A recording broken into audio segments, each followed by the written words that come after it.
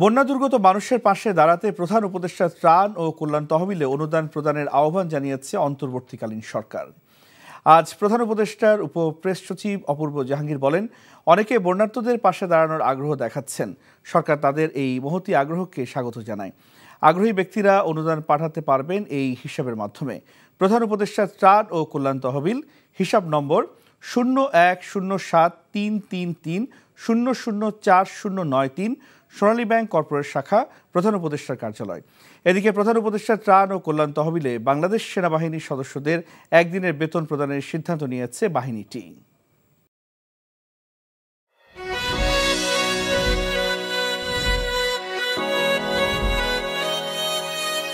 এই শুনছো, উঠো না।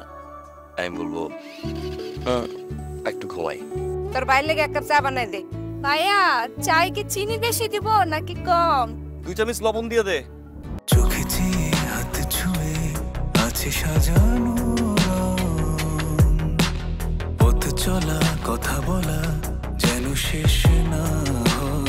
আমি যে বিয়ে করছি, আমার যে বউটা একটু ঘোরা উচিত, কারো মাথায় আছে?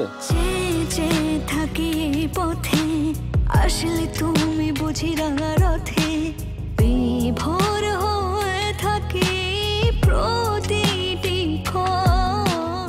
ডাক্তারের কাছে যাবো স্যার, আমার একটু নিয়ে চলেন না।